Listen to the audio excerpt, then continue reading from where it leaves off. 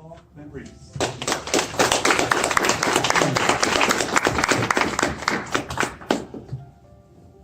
By a show of hands, how many of you have ever been 15 years old?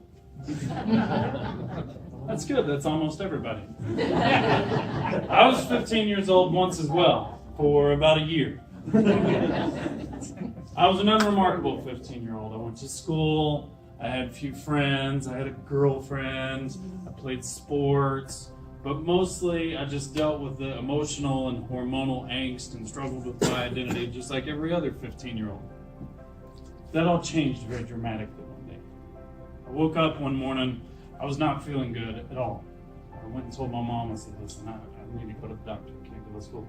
She said, yeah, right. I said, no, seriously. She took me to the doctor, and very quickly, and one can make an argument for miraculously, the doctor told us we needed to rush to the nearest ER because he thought I had meningitis. For those of you that don't know, meningitis affects the spinal cord and it can cause swelling of the brain, coma, and death. By the time we got to the hospital, I can't even describe to you how bad it felt. For the first time, and thankfully the last time in my life, I could feel my own skeleton. And it was radiating with a pain that I thought was going to cook me from the inside out. Now, to diagnose meningitis completely, they have to take fluid from your spinal cord.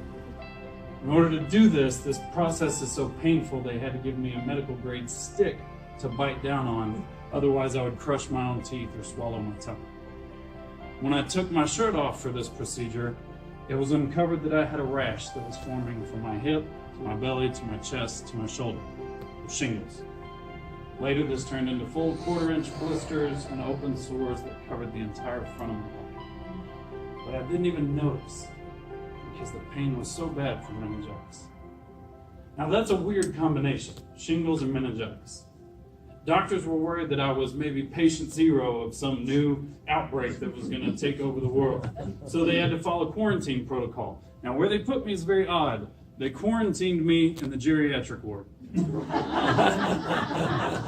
I guess they figured if I was going to infect and take out an entire wing of the hospital, geriatric ward. Now, during my time in the hospital, doctors from around that hospital, doctors from around the state, doctors from around the country came in to visit me. They all asked me those same questions that every doctor asks you, and they write it down, but then they don't pass their notes off, apparently. Everybody asked me the same questions. But I didn't know. I didn't even notice that they were there because I couldn't keep anything down. I threw up all the time. I was in the worst pain ever. And one day, this very young and progressive Patch Adams type doctor came in and sat down on my bed, and he said, listen, I know you're going through a really hard time, and I know you can't take your mind off of it, but here's these rubber bands. I want you to make a rubber band ball. It'll help ease some of the pain. So I did. He was right. And during this time, I often thought to myself, what would the news story be after I die? What would they say about this 15-year-old?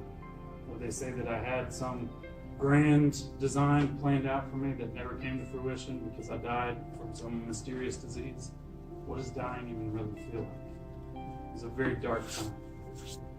I was quarantined for 40 days, but after I got to go home, I was not out of the woods yet. I still had to take medicine. And this medicine was delivered via PICC line that ran up my arm and down into my heart. You see, it was so powerful and so strong that it was technically poison. So it had to pump out to all my extremities at once, otherwise it would pool up in my veins and burn through me like battery acid. So my mom had the unfortunate task of injecting me with this venom every 3 to 4 hours. The whole time I laid on the couch and I made my rubber band. I was only 15 and all I could think about was going back to school. Isn't that weird? I thought about my friends and how much I missed them, and I added a rubber band for them. I thought about my family, and I added a rubber band for each one of my family members. I started thinking about my memories when I was a kid, riding my bike in the rain, catching tadpoles at the creek behind our house. I thought about when my parents got divorced. And for every memory, for every thought, for every emotion, I added a rubber band to the ball. This world is full of tragedy. And I want you to know that during that time, I asked myself a question, why? All the time. Why me? Why now? Why did God or coincidence or karma allow this to happen to me right now? Why? But I came to realize, and I want you to realize too, that why is the wrong question. Ask it enough and you get to the same thing every time. And the answer is, I don't know. The question you want to ask is how. How do I get through this? How do I get over this? How do I take this pain or this pleasure? How do I take this sorrow or this sadness and use it to make my life and the lives of those around me better? Like I said, this world is full of tragedy. Turn on the news and you see it every single day. Somebody dies from an incurable disease. Some terrorist takes the lives of dozens of people because they have a different skin color, or they worship a different God, or they chose somebody to love that that person thought that they shouldn't.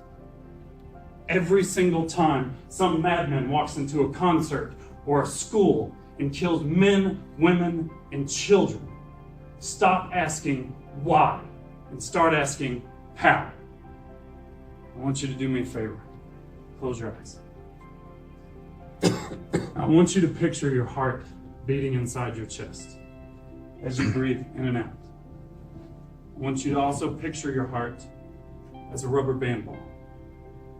Think of each rubber band as a thought or a memory or an emotion.